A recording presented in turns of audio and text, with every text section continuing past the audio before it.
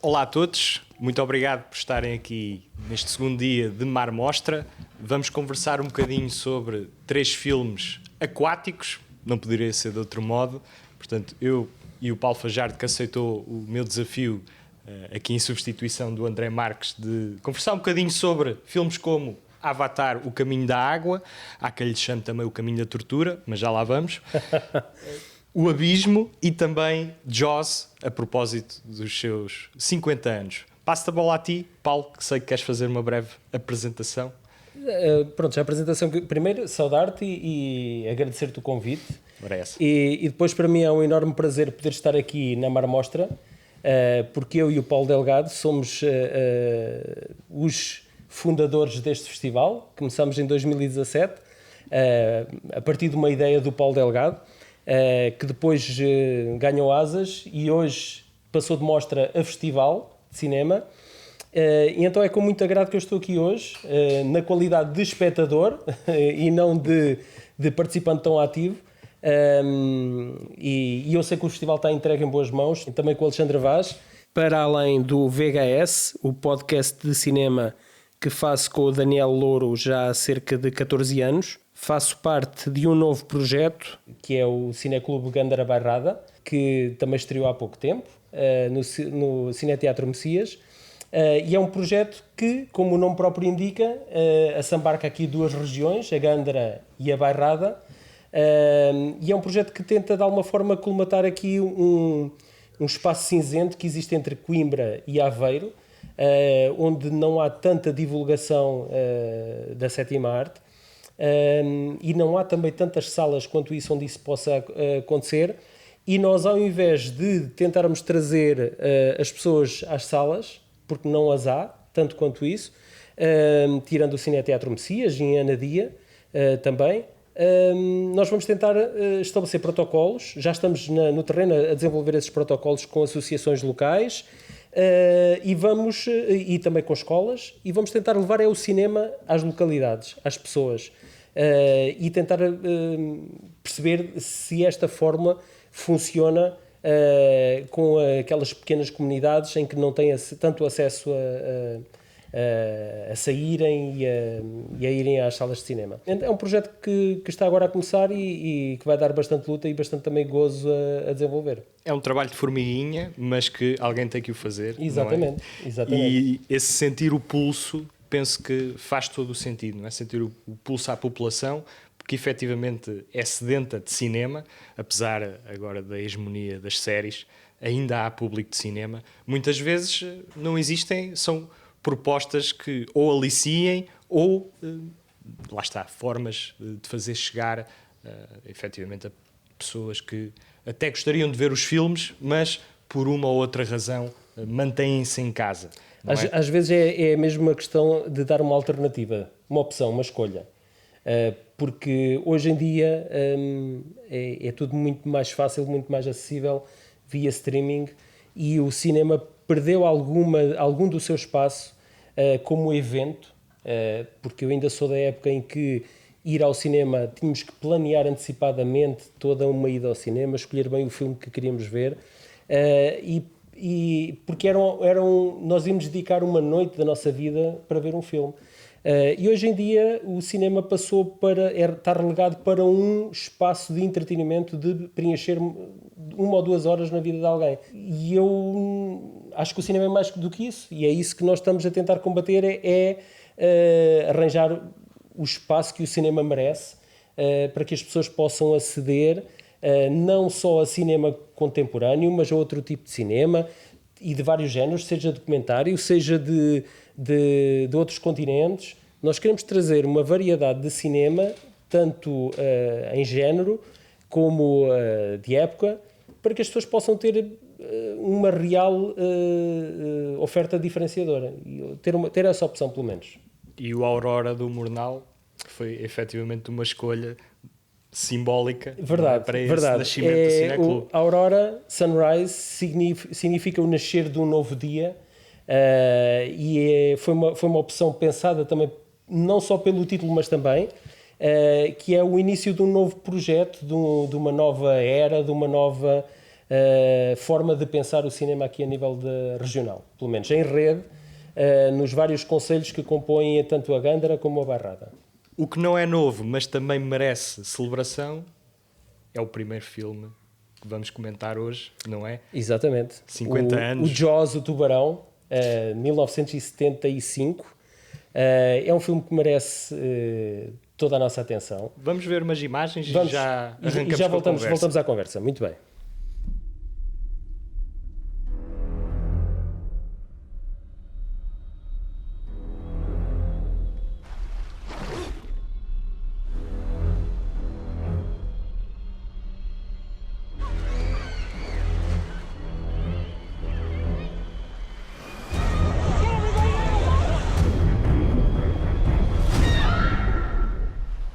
Shark. We've got a panic on our hands on the 4th of July.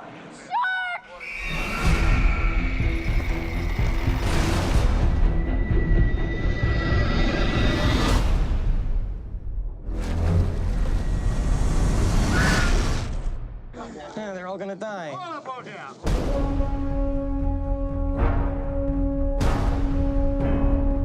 This shark? He's got lifeless eyes. Black eyes, like a doll's eyes.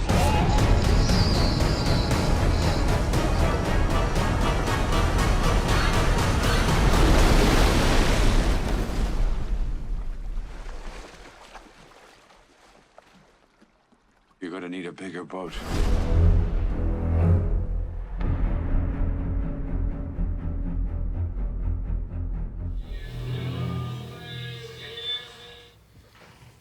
É engraçado que... Só 30 segundos. Eu passei este filme durante uma semana. Há uma altura que aparece o tubarão, que eu aumentava o som, eu via as pessoas no balcão a saltarem. Com medo, não é? Como é óbvio. Nada, sem problema. Isto foi um testemunho do Sr. Justino Melo, que também está aqui na plateia a assistir. Eu a primeira vez que vi este filme foi em finais dos anos 80, e eu ainda tenho a memória da promo que passava na RTP, que eu vi na RTP às altas horas da madrugada. A minha mãe não queria que eu visse este filme, mas como ela trabalhava até tarde, eu acabei por ver este filme sem problema algum. E ainda me lembro da promo, que era uma promo assustadora, muito à semelhança desta, e tornava-me mais apetecível ainda ver este filme, precisamente porque a minha mãe dizia que eu não podia ver este filme, não é? Então, obviamente que eu tinha que o ver. E ainda bem que o fiz. É daquelas coisas que o fruto proibido é o mais apetecido, não é? Aliás, eu adoraria conhecer um dia quem era o programador da RTP dos anos 80 e princípio dos anos 90, porque essa pessoa ou essas pessoas foram grandes responsáveis pela pessoa que eu sou hoje, porque moldaram de alguma forma essas programações desses filmes a altas horas de madrugada, cinema alternativo, que não tínhamos acesso de outra forma, puxaram a minha atenção para um tipo de cinema que foi formativo, não foi? Exatamente, completamente. Ou deformativo. Ou deformativo, exatamente. Mas, pelo que eu conheço dos teus gostos, eu diria que é deformativo. Que é formativo. Atrevo-me a dizer que é formativo. Muito bem. Agora, o que dizer do Jaws, não é? Quer dizer, 50 anos, já tudo foi dito, não é? Portanto, vamos aqui recordar alguns dos aspectos que fazem do Jaws o Jaws, não é? Portanto, temos aqui um Spielberg, antes de ser o Steven Spielberg que nós conhecemos, não é? Portanto, ainda não havia o Steven Spielberg da lista de Schindler, nem pouco mais ou menos. Indiana Jones, o que seja. Exatamente. E é curioso que... Jurassic Park, que é a referência do meu filho mais velho, é o Jurassic Park. Uma nota positiva. Exatamente. Está agora, neste momento, o novo Parque Jurássico nos cinemas, portanto, se ainda não viste... O Rebirth, exatamente. Força, com a Scarlett Johansson em forma. Mas pronto, lá está. 50 anos, porque é que este filme funciona?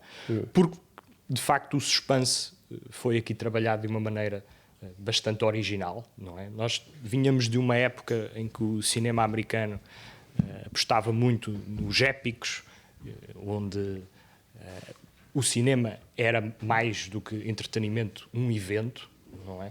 aquelas grandes produções como a Cleópatra. E de facto, aqui o filme foi trabalhado de maneira a que o suspense funcionasse através da contenção. Portanto, quanto menos se mostrava, melhor o filme. Mais ou menos. Exatamente. Verdade. Exatamente. E o que acontece é que isto aconteceu quase por acaso, não é? Porque foi uma produção bastante atribulada. Exatamente. E isso fez com que... The shark is not working. Era aquilo que se ouvia mais na produção, o tubarão não funciona.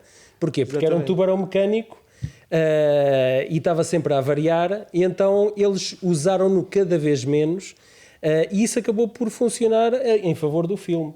O Spielberg, este foi o filme que de alguma forma lançou. Colocou mesmo ali nos holofotes, porque antes disto ele tinha feito o Sugarland Express e o Duel, e o Duel foi o filme que lhe deu alguma notoriedade na época, porque foi um filme que na América foi produzido para televisão, mas ele fez um corte diferente para ser lançado na Europa como filme e ter uma estreia teatral, e foi esse o filme que de alguma forma o colocou ali no olho dos produtores. E o Duel fala precisamente também de um clima de tensão, de alguém que era perseguido, de road rage nas autoestradas, perseguido por um camionista, e aqui em vez de um camionista temos um tubarão que persegue as pessoas. E a escolha foi completamente acertada, e este filme, passado 50 anos, continua a ser um marco. Porquê? Porque este filme teve uma estratégia também de marketing que acabou por ser um barómetro para as estratégias de marketing futuras, porque foi muito bem promovido antes do verão. O filme estreou um bocadinho antes do verão, e aquilo que dizia-se era, depois de ver este filme você vai ter medo de entrar na banheira. Ok, a banheira é de água doce, não é? Estamos em casa, no conforto da nossa casa, mas as pessoas, depois de verem este filme, iam ter medo de entrar na água, fosse que água fosse. E este filme foi o filme que, de alguma forma, catalogou o termo blockbuster. O termo blockbuster foi um termo que foi criado precisamente porquê? Porque havia longas filas de espera nas salas de cinema para as pessoas poderem ter acesso à entrada e poderem ver o filme. O filme estava a rodar 24 horas sobre 24 horas, e as filas davam a volta aos blocos, e daí haver o termo blockbuster, precisamente também por causa disso. É interessante ter estreado ali pouco depois do Exorcista, que provocou um fenómeno idêntico, ainda que... O Exorcista foi 73, já foi quase 2 anos. Sim, mas apanhou aquele zeitgeist em que o cinema de facto estava em mudança, estavam novos autores a instalar-se no panorama cultural, e teve um grande impacto, obviamente, na cultura americana, e depois propagou-se mundo fora. Estavas a falar há pouco dos tubarões mecânicos. Eles antes ainda experimentaram com tubarões a sério. Rapidamente perceberam que não ia funcionar. Aliás, uma das coisas que faz com que o tubarão pareça mais ameaçador é precisamente porque eles colocaram duplos em caixas, em grades que eram submergidas, mas eram muito mais pequenas, para que os tubarões parecessem muito maiores. Quando nós vimos aquelas imagens de alguém dentro de uma jaula subaquática e um tubarão a atacar, isso é real, só que a jaula é muito mais pequena para que o tubarão pareça ter uma dimensão muito maior, uma escala... É um jogo de escalas. É, completamente. Um jogo de escalas. E funciona, não é? Lá está, funciona, e 50 anos depois vemos o filme e é como se estivéssemos de volta a 1975. E tu lembras-te quando é que o viste pela primeira vez? Lembras-te dessa experiência? Não, isto foi muitas vezes um consumo exacerbado dos filmes, pode dissipar um bocadinho, um pouco como que estavas a dizer, que o cinema tornou-se menos relativo a evento, não é? E é algo um bocadinho mais passageiro. Também o consumo do cinema tornou-se um bocadinho assim. Há de facto filmes que marcam, mas hoje em dia somos tão assoberbados com estímulos que muitas vezes os filmes escapam-nos, não é? Quando é que o vimos, com quem estávamos, é por isso que a sala continua a ser verdadeiramente importante. Eu claramente não vi pela primeira vez o Jaws Na sala, nem na tu sala nem de eu, cinema. já somos gerações muito diferentes. Exatamente. No entanto, apesar de eu ter visto em casa, o suspense permaneceu absolutamente eficiente, com a composição do John Williams, aliás, oscarizada, a fazer valer as vezes do tubarão físico. Aliás, ele na entrega dos Oscars, ele era o maestro da orquestra da cerimónia dos Oscars e ele teve que sair do fosso da orquestra para ir ao palco, receber o Oscar e voltar para o fosso da orquestra para continuar a conduzir a orquestra dos Oscars, em 1975. Isso é o resumo perfeito da carreira do John Williams, que é trabalhar sem parar, sempre a somar prémios e de Aliás, facto é ele incrível. continua a ser a deter o recorde do Guinness de maiores nomeações para os Oscars. Sim, ali em grande proximidade com o Walt Disney, provavelmente. Ele tem 40 e tal nomeações, por isso não sei, mas para banda sonora original ele detém certamente o recorde. E provavelmente não haverá ninguém como ele. Dificilmente. No entanto, porque é que o Jaws, e agora sumarizando também um bocadinho para passarmos para os filmes seguintes, funciona? Tem aqui um trabalho de personagem extraordinário, personagens muito dispares, não é? Temos o indivíduo de colorinho azul, mais batido, veterano, caçador de tubarões, que está no barco com o cientista marítimo e com o polícia, exatamente. E de facto, não só psicologicamente há aqui confrontos muito interessantes, como depois há camadas que o filme explora muito bem e faz com que nós nos apeguemos às personagens e consigamos rever-nos nelas. E eu penso que isso continua também à prova do tempo. E eu acho que isso é um dos pontos mais fortes do filme, é precisamente este jogo entre personagens, porque isso é o que está perpetuado em celuloide no filme, mas a nível de bastidores foi uma gravação extremamente difícil, precisamente entre os atores. Muitos conflitos, não foi? Sim, o Richard Dreyfuss e o Robert Shaw. Foi uma gravação extremamente difícil entre eles os dois, porque o Robert Shaw, apesar de ser um grande ator, ele para mim tem uma das melhores cenas num dos filmes de James Bond, a cena do From Russia With Love, a cena da luta no comboio, para mim é uma das cenas mais marcantes de toda a série de James Bond. Ele é um ator de método, a tal ponto que ele levava a embriaguez para o set. Ele era alcoólico e isso criou bastantes distúrbios nas gravações, especialmente com o ator Richard Dreyfuss. Eles quase não se podiam ver a dada altura, mas isso de alguma forma acabou por funcionar na relação das duas personagens, que também eram díspares em termos de personalidade, no próprio set. Exatamente. Isso acabou por funcionar a favor de alguma forma a nível narrativo. E por acaso, uma das cenas que mais me marcou no filme não é nenhuma cena que envolve o tubarão. A cena que mais me impressiona... Posso tentar adivinhar qual é? Posso arriscar, porque é uma das minhas preferidas, se não a minha preferida. É de facto quando a personagem do Robert Shaw está a fazer aquele monólogo, está a desabafar sobre o USS Indianapolis. Exatamente. Há ali um bonding, não é? Há ali uma ligação antes do final showdown, não é? Com mas é aquilo, a questão é o que a tua imaginação, até onde é que a tua imaginação te leva a partir daquele monólogo. Porque basicamente, só para quem ainda não tenha visto o filme, basicamente estamos a falar de um marinheiro experiente que, quando era mais novo, o navio onde ele estava, o USS Indianapolis, afundou, e eram centenas de homens que tiveram que saltar para o mar, e eles foram pescados um a um por um cardume de tubarões que os foi comendo um a um. E então era ele a contar uma história de que eram centenas de homens a boiar na água e no fim, quando os tubarões encheram a barriga, já só eram meia dúzia de homens que sobraram. Então aquilo é uma narrativa incrível e impressionante e para mim choca mais do que qualquer outra cena do filme. Exatamente. Outra cena que me impressiona, mas que aí envolve o tubarão de alguma forma, é que apesar de toda a experiência de um biólogo marinho de um pescador experimentado e de um xerife que tem fobia à água, é o facto de eles conseguirem agarrar quatro cilindros de oxigênio, de ar, cheios de ar, ao dorso do tubarão, para que ele não consiga ir ao fundo, para que ele se mantenha à superfície para poderem matá-lo com um arpão.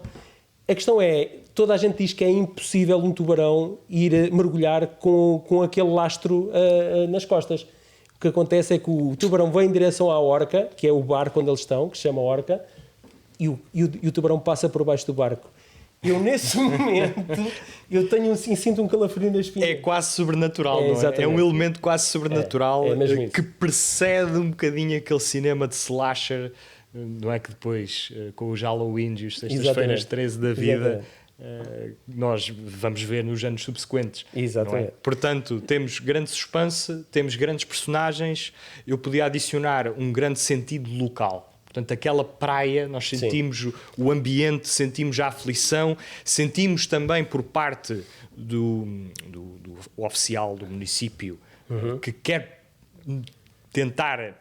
Quer que as pessoas vão à praia porque quer manter uma sensação de calmaria segurança, e de serenidade. exatamente, No entanto, porque é muito turístico, é muito dependente. Sim, aquilo, na verdade, a história passa-se em Long Island, mas foi gravada em Martha's Vineyard, que é uma estância turística, de facto. E então ele tenta manter aquela sensação de segurança, não é? Como qualquer político faria. Exatamente. Mas tudo está a desabar à volta dele, não é? Tudo está a desabar à volta dele. É verdade. E é aí que nós vemos que é um clássico. Há uma imagem que é um take que é gravado, que é uma cena de vértigo, de aproximação do momento de pânico, não é? Exatamente. Do percebe o personagem Roy Scheider, que está sentado e apercebe-se que há um tubarão que está mesmo a atacar, e nós vemos, isto basicamente, tecnicamente, consegue-se é com a câmera a afastar-se num carril e a zoomar em simultâneo. E então há um efeito de vértigo que tanto o personagem sente e nós também sentimos isso quando estamos a ver, é incrível. E esse plano é de tal maneira famoso, ficou tão incorporado na cultura popular, que há quem o considere o plano de Jaws, portanto, criar aqui alguma associação. Exatamente. Portanto, estamos de acordo que é um excelente filme, É um em excelente 75 filme. E continua, não é? Continua. Não está nada Aliás, datado. prova disso é que ainda hoje continua, a fórmula do tubarão continua a ser copiado em outros filmes de tubarões e não só. Filmes que não têm nada a ver com tubarões, mas é aquela fórmula que é usada para criar precisamente um ambiente de suspense, de medo. Portanto, é uma fórmula que funcionou e funcionará indefinidamente, não é? O que prova que nem sempre uma produção atribulada é sinónimo de um mau filme. Sim, verdade. Ao contrário de filmes... Correm muito bem na gravação, Ao contrário de filmes que talvez... Sim, mas também há produções atribuladas que já pronunciam que a coisa não vai correr muito bem. Exatamente. Como é o caso, talvez, do Abismo. Vamos ver algumas imagens vamos ver. Continuamos na conversa.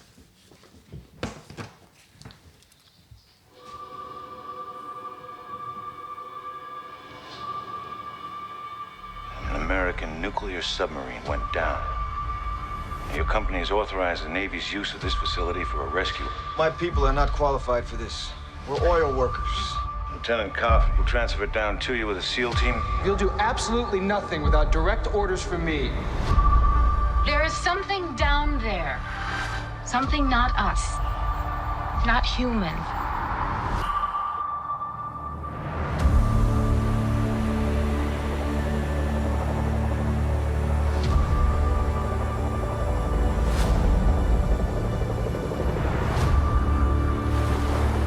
Please, you have to trust me. It was the most beautiful thing I've ever seen.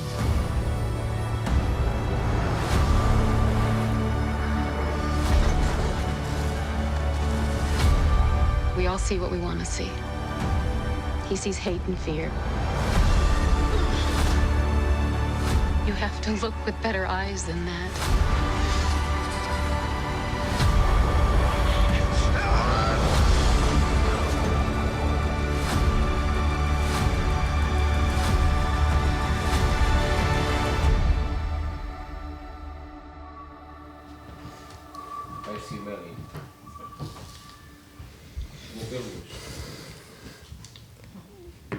O Abismo. O Abismo.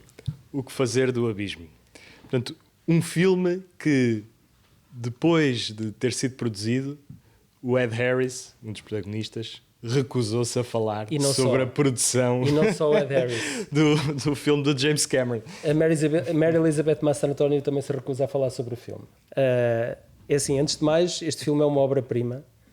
É provavelmente das produções mais atribuladas de sempre do cinema, que eu coloco ali mesmo ao lado do Fitzcarraldo e do Apocalypse Now. Este filme foi dos filmes mais complexos de ser produzido.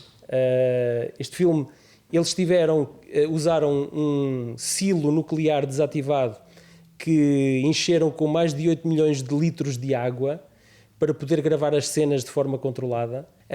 O James Cameron trabalhou tão afincadamente no filme que ele chegava a trabalhar 15 horas, 10 horas debaixo de água e depois mais 5 a editar as cenas que tinham gravado, que passado 2 semanas começou-lhe a cair o cabelo. O Ed Harris quase que morreu afogado.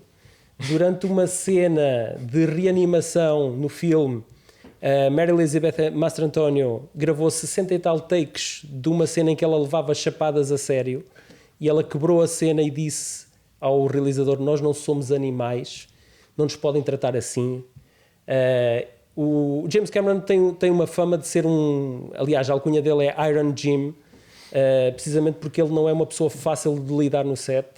E ele acho que levou este filme a um extremo tal que o elenco principal, como o Bernardo estava a dizer, até hoje se recusa a falar do filme. Agora, tendo em conta todas estas atribulações de bastidores, este filme é um filme impressionante, é um filme incrível. Mas isto é se eu estiver a falar da versão teatral. Porque, alguns anos depois, o James Cameron lançou a edição especial, ou a versão do realizador, que eu detesto, odeio. Tem mais 20 minutos e altera completamente a história do filme, porque na versão teatral nós estamos a lidar com uma entidade subaquática. Só para contextualizar, existe uma equipa cientista que desenvolve estudos subaquáticos, há um submarino nuclear que fica preso no fundo dos oceanos e eles vão numa missão de salvamento. E encontram uma entidade subaquática que eles até ao último momento estão na dúvida se está ali para os ajudar ou não. A versão da edição especial altera completamente a narrativa do filme e nós passamos a ter mais informação de que afinal são extraterrestres e que vieram para liquidar toda a humanidade, porque a humanidade está a destruir os oceanos com a poluição. Tem uma mensagem ambientalista muito mais proeminente e que eu não gosto. Assumo que não gosto, mas acho que a versão teatral é sublime, é incrível. O James Cameron, tanto o James Cameron como o irmão mais novo dele, o Mike Cameron, eles são engenheiros mecânicos de formação e eles desenvolveram um capacete especial de mergulho. Porquê? Porque quando tem um regulador de oxigénio, ouve-se aquele barulho de X em X segundos da respiração. Então eles desenvolveram um mecanismo que é patenteado por eles para que não houvesse aquele ruído para interferir com os diálogos dos atores, para poderem gravar os diálogos dos atores sem interferência do... É uma inovação, aliás, é o primeiro filme onde eles conseguem falar efetivamente debaixo d'água e entender-se, ou seja, conseguiram de facto esse feito. Só isso já era incrível. Mas desculpa estragar-te os sonhos, Paulo, mas este é um filme, nada, é um filme tremendamente aborrecido. Tremendamente aborrecido. Não é. É um filme onde efetivamente nós vemos um James Cameron como ele é, um tecnocrata, acima de tudo, um tecnocrata do cinema, alguém que está muito envolvido nas mensagens politicamente corretas do ambientalismo e dos grandes temas da humanidade. Acho que não é tão proeminente. Quando olhas para a carreira do realizador, mas e é posterior, mas no Aliens já tinhas uma pequena componente ecológica. Aliás, o Abismo está colado aqui entre o Aliens e 89, e sim. o Exterminador Implacável 2. e, Sim. de facto, são filmes mais meritórios do que o Abismo, que Sim, efetivamente tem aqui uma componente que eu devo ressalvar, que é interessante, que é esta componente tátil. Não é um filme onde nós sentimos a água, sentimos a chapa, sentimos o metal, sentimos que há ali uma qualidade física que hoje em dia, com os efeitos visuais, muitas vezes está ausente. E eu, a propósito disso, dou o completo crédito ao Cameron e a toda a equipa, porque conseguiram criar ali, de facto, um certo ambiente. O que não conseguem é, de facto, produzir uma história, não é? Porque o James Cameron, em termos de argumentista, tem imensos casos em que deixa a desejar. Este é um deles, porque não sabe se quer fazer um filme sobre a Guerra Fria, não sabe se quer introduzir temas à la Disney e depois um romance completamente tosco ali pelo meio, a colar. De facto, é um filme bastante inconsistente, que tem personagens tão finas quanto papel, no meu entender, e não me conseguiu manter engajado por 2h20, quanto mais 2h50 que seria a versão estendida. Para não falar de que os aliens, na verdade, poderiam ser substituídos por baleias, que no final da conta era mais ou menos a mesma coisa. Sim, mas isso era um filme de Star Trek. Era Star Trek 4. Naquela sequência final de salvamento, se fosse uma baleia ou um alien, sim, seria exatamente a mesma coisa. No Star Trek 4 vêm uns extraterrestres para aniquilar os humanos, mas porque comunicam com as baleias e não com os humanos, e os humanos é que estão a matar as baleias. Sim, mas isto, repara, é uma versão rascunho do Encontros Imediatos de Terceiro Grau, tanto que eu chamo muitas vezes este filme os Encontros Molhados do Terceiro Grau, porque de facto tem aqui alguma inspiração. No entanto, sim, é um filme que... Acho que sim, acho que isso está patente, está bastante patente. Sim. No entanto, é um filme que eu não vou querer rever tão cedo, porque de facto penso que é uma experiência que, mesmo em termos do entretenimento, o valor do entretenimento e da diversidade, porque a ideia é ser claustrofóbico. Sim, muito bem. E eu acho que consegue. Consegue até certo ponto, porque a partir do momento em que começam a entrar uma certa paranoia por parte de uma personagem por causa da bomba atómica e estar ali naquele ambiente fechado e que ele está a tremer a mão e que sabe que vai morrer, começa a entrar ali uma certa paranoia, o filme não sabe o que fazer consigo próprio.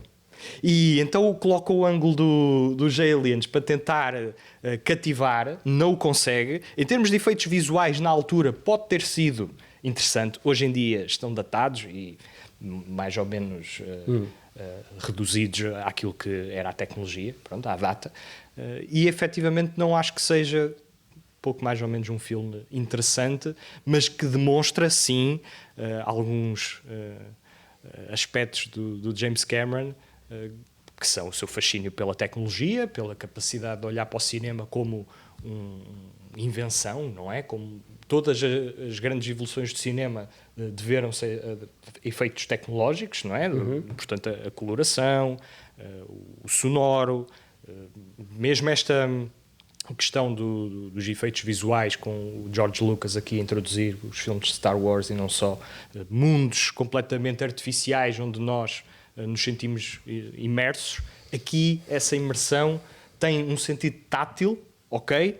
Mas em termos de entretenimento, em termos de personagens, que era aquilo que falávamos, por exemplo, no Jaws, penso que está extremamente ausente. Eu não me interessei por ninguém. Até as personagens em si também não faziam por isso, ou seja, estão escritas de maneira a não serem gostadas. Até a personagem feminina, que tem aqui alguns tiques da Ripley, né, do primeiro Alien. E de facto eu penso que não é um filme nem tão pouco meritório como estava já há pouco a dizer. Chamar isto uma obra-prima eu acho um claro exagero, e vamos ver que eu não sou fã do James Cameron mais adiante no programa. Eu já percebi isso. Eu discordo com quase praticamente tudo o que acabaste de dizer. E ainda bem. Discordo com praticamente quase tudo. Eu acho que é notória a influência dos Encontros Imediatos do Terceiro Grau, isso acho que é assumido pelo Cameron. O Cameron assumiu isso. Eu acho que há vários personagens descartáveis que nós percebemos que estão ali precisamente para nos levar do ponto A ao ponto B. Todas. E para morrerem. Não, isso eu não concordo contigo. Aquela história do casal que está desavindo e que nas profundezas do oceano e encontra uma Resta de esperança. Uma chama para voltar a acender a relação entre eles. Eu acho que esse é o coração do filme. Para mim é o coração do filme. É um coração que tem um pulso muito fraco. Não tem fraco. Não tem pulso fraco porque muito ele fraco. conseguiu reanimá-la. Ele conseguiu reanimá-la. Mas consegue, dá-lhe chapadas e chama-lhe cabra e está tudo certo. Há ali uma tentativa a única de forma criar dele uma poder emoção salvar, artificial, mas não passa Bernardo, disso mesmo. A única forma de la salvar era deixá-la morrer e ressuscitá-la.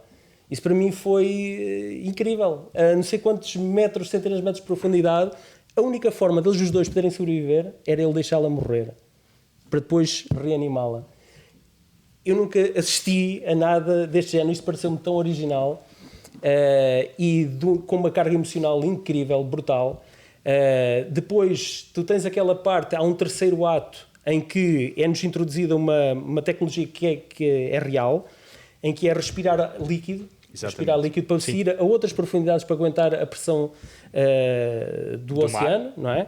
Uhum. E então há todo aquele terceiro ato com o Ed Harris, que eu acho que a única coisa mais onde encontrar algum paralelismo é com o 2001, Odisseia no Espaço, em que há aquela viagem final em que ele encontra todo aquele outro universo das profundezas. E ele não sabe o que é que está lá e ele vai à descoberta e é aquele desconhecido que é para ele, para a personagem e para nós público que me faz ter uma curiosidade do que é que vamos ver a seguir. E é isso que eu adoro na versão teatral, a resposta não é completa, nós interpretamos aquilo como queremos, o público, e imaginamos o que quisermos do resto da história. Enquanto que a versão estendida entrega-nos tudo, explana tudo de bandeja, e eu detesto isso. Assim como detesto todas as versões do realizador ou edições especiais que sejam do James Cameron. Porque a versão estendida ou do realizador do Exterminador Implacável 2, do Aliens, fazem a mesma coisa. Dão-nos mais do que o que nós precisamos para interpretar a história. Mas é aí que estão as idiosincrasias do realizador. Eu penso que tu dizes que, ok, aqui o menos é mais, no entanto eu encaro estas faltas de explicação ou tentar haver aqui um sentido de mistério face às criaturas, um desfalque do argumento. Como te disse há pouco, são alienígenas, podiam ser baleias. Podia ser outra coisa. Não acho que tenham a personalidade ou o artifício encaixe na história de uma maneira orgânica, e daí eu estar a dizer que é uma colagem de géneros. Mas isso é porque acho que isso não é o fator decisivo da história.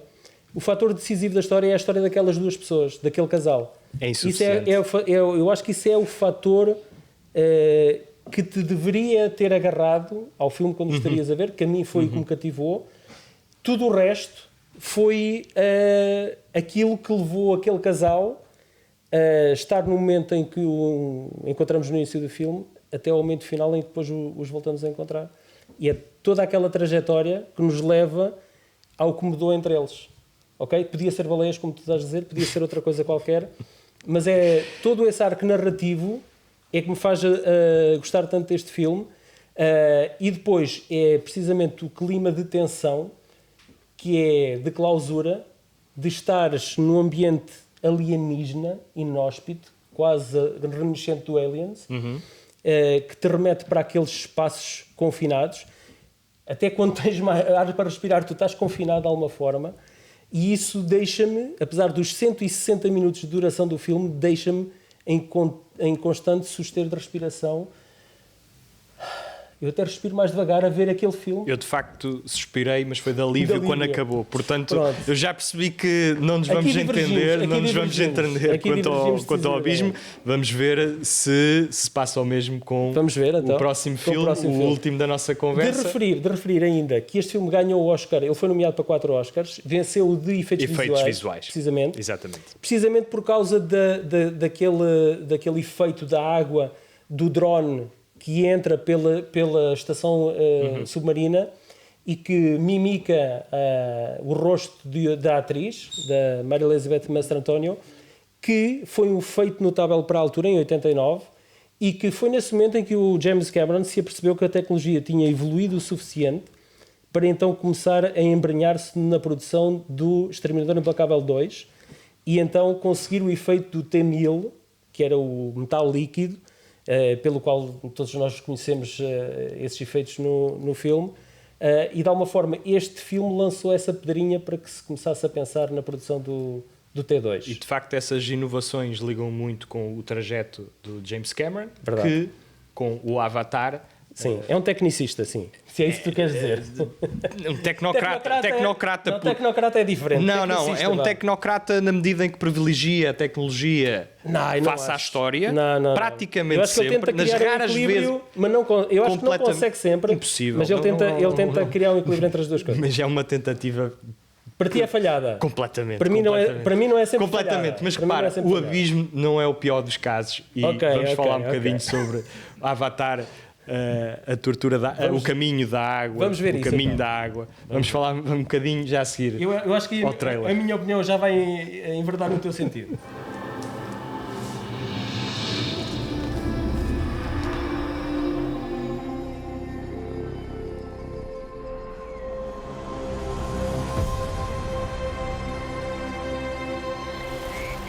Dad, I know you think I'm crazy.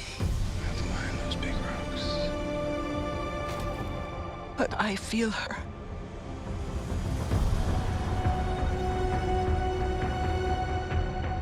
I hear her heartbeat. She's so close.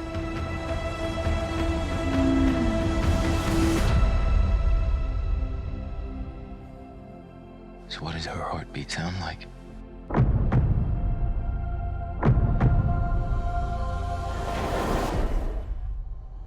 Mighty.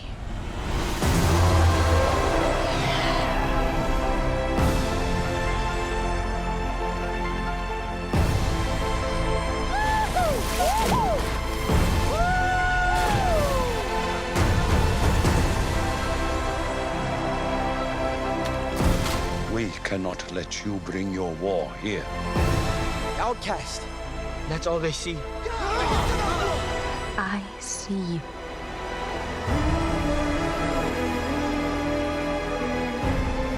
The way of water connects all things. Before your birth and after your death. This is our home! I need you with me. And I need you to be strong.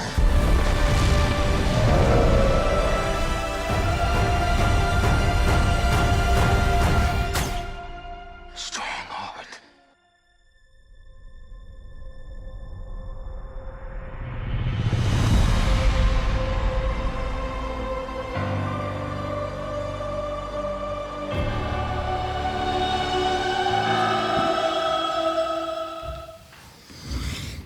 Então, uma coisa nós já sabemos, tu não gostaste do filme. Eu não só não gostei do filme, como achei, e eu tive que recuperar isto da minha crítica, espetacularmente aborrecido. Ok. Não achei espetacularmente aborrecido. Achei é que o Cameron entrou aqui, para já, deixa-me aqui fazer uma contextualização daquilo que eu vou começar a dizer.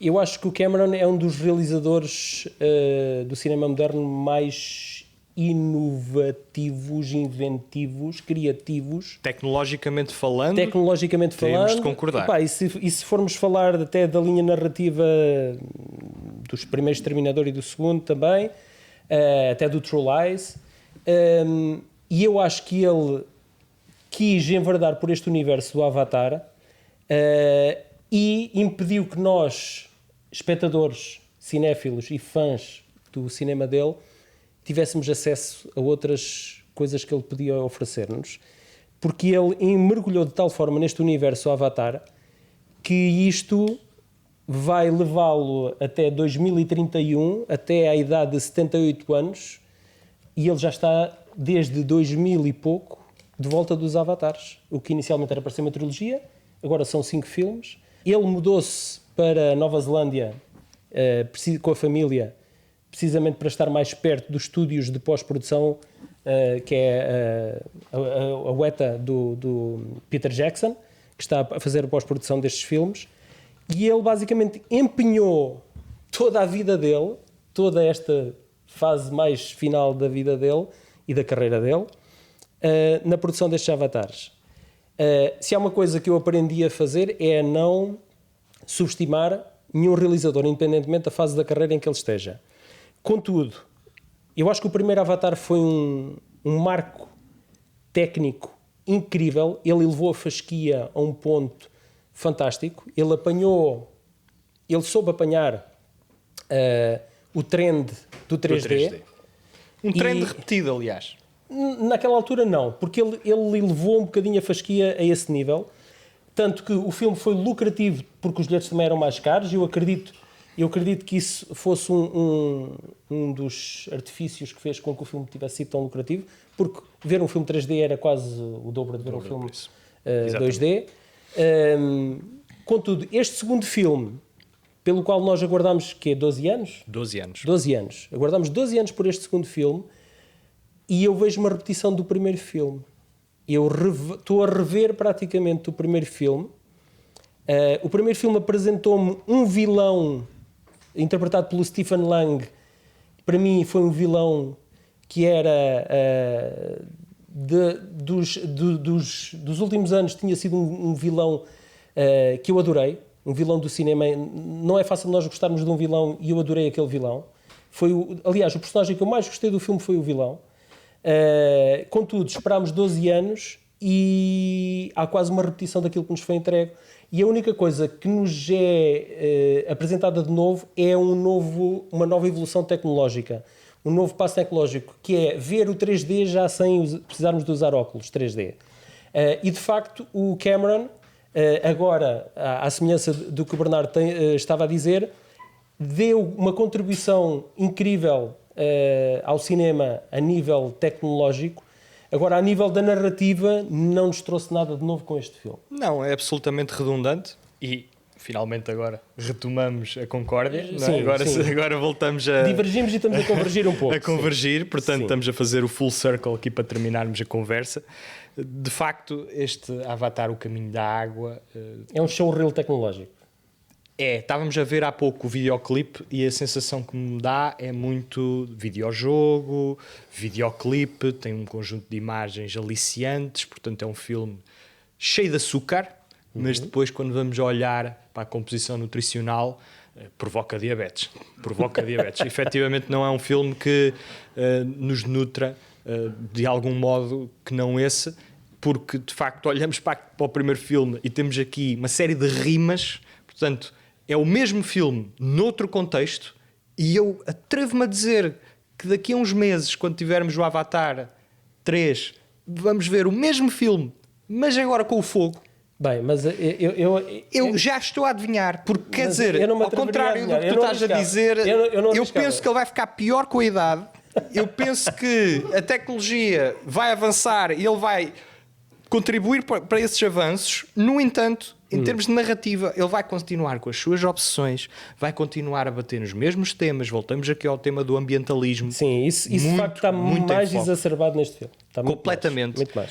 Absolutamente, uma história absolutamente redundante, enfadonha.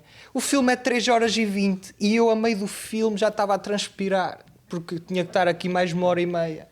E de facto, são filmes que me deixam extremamente desanimado, porque depois eu olho para a bilheteira, não é? E o filme ultrapassou os 2 mil milhões de dólares. E isto... E ainda bem. Ainda bem porque precisava... Vamos poder continuar a... Não, ainda bem porque... Avatares durante mais de 10 anos. Repara, não tem a ver com a viabilidade dos próximos avatares, tem a ver com o facto de que se este filme não funcionasse em termos de bilheteira, ia muita gente para o desemprego. Também, é verdade. Porque este filme precisava de mais de 1.000 milhões de dólares em bilheteira para conseguir... para pagar tudo o que está investido até o momento. E então eu agradeço por aí, porque existem aqui milhares de técnicos a trabalhar que estão sob a batuta do Cameron, certo, que de facto fizeram um bom trabalho em confeccionar este açúcar, este algodão doce. No entanto, não têm culpa que esteja ao serviço de uma história extremamente medíocre, redutível, repetida, reciclada e que não emociona nem um peixe. Ok? Isto não emociona nem um peixe. Nem um peixinho. E, portanto, o Avatar 3, eu espero que seja mais do mesmo. Não tenho outro tipo de expectativa. Em termos de história, não só há aqui uma série de rimas, como depois também entra aqui uma componente familiar que acrescenta muito pouco à narrativa. Temos aqui a personagem do Jake, novamente como uma folha de papel. O vilão por acaso, o que eu acho que muda aqui, há um maior enfoque. Eu concordo contigo quando dizes que este filme é um pouco mais superficial que o anterior. Isso eu concordo. Mas acho que... São os dois superficiais. Não, eu este acho... tem o desmérito de ser uma repetição do primeiro. É assim, se eu era mais feliz se este filme não existisse, não era. Eu era. Eu não era. Eu era, poupava 3 horas e tal de desgaste psicológico. Agora vamos divergir mais um bocadinho.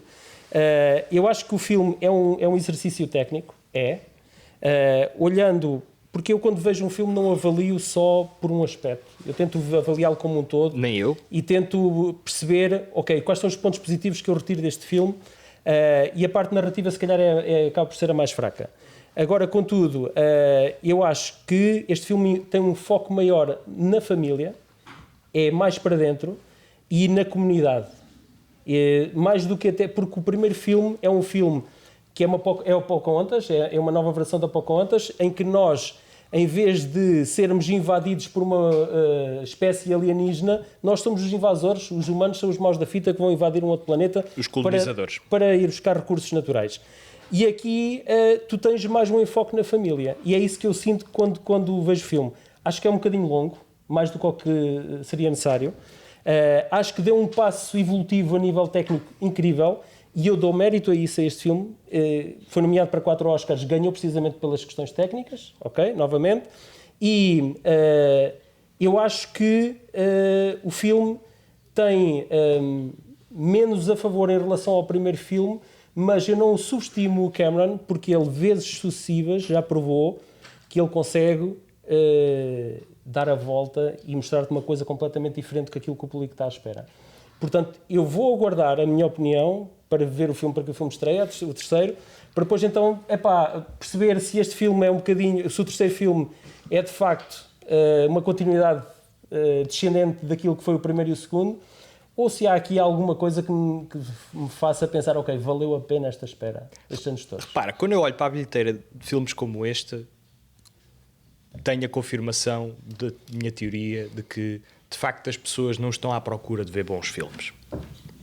As pessoas estão à procura de ser entretidas, as pessoas estão à procura de um certo escapismo, e o Cameron sabe disso. O Cameron sabe que não precisa de fazer um bom filme para continuar a fazer milhões na bilheteira. Então, eu não posso esperar que ele, de facto, agora inove em termos narrativos e componha uma história com cabeça, tronco e membros, com um coração que não seja tecnológico, eletrónico. Não posso esperar disso dele, quando vezes sem conta ele me provou o contrário. E, portanto, repara, para ele continuar a fazer, para ele continuar a fazer bilhões de dólares na bilheteira, para dar continuidade a esta obsessão tecnocrata que ele tem desde o gênesis da sua carreira e que está a continuar com estes avatares todos até à sua morte. Portanto, ele vai estar a realizar o Avatar 20 já agarrado às máquinas, que vão ser evolutivamente muito aguerridas, não é? Porque o gajo vai desenvolver uma tecnologia qualquer para continuar vivo por mais algum tempo, porque vai lançar o Avatar 20 ele já demonstra isso no filme, que a transferência de consciência... Lá está. E quanto a isso eu não tenho dúvidas nenhumas. Agora, que eu provavelmente vou continuar a achar os filmes dele bastante pobrezinhos, acredito que se vai manter esta tendência. Okay. Eu volto a discordar contigo. E acho que um realizador que se empenha 10 anos para fazer um filme, um realizador que empenha agora ou hipoteca de alguma forma o resto da vida dele para fazer estes filmes, não quer fazer um mau filme e quer ir só buscar lucro só porque sim. Eu acho que não é esse o objetivo dele. Repara, isso pode ser aquilo que tu interpretas ao ver depois o produto final. Eu acho que não é esse o objetivo dele. Ele quer deixar a marca dele, assim como o Star Wars deixou um legado de ter criado um universo que é um universo imaginado, criado, mas tem as suas regras, é palpável de alguma forma, Estás a perceber? E é isso que eu sinto que ele está a querer deixar como legado. É deixar um universo criado de raiz. A questão é que Star Wars obedece a um conjunto de regras narrativas, nomeadamente a jornada do herói, por hipótese, que... Podes ver por várias perspectivas. Pode ser uma perspectiva religiosa, Jesus Cristo ressuscitado.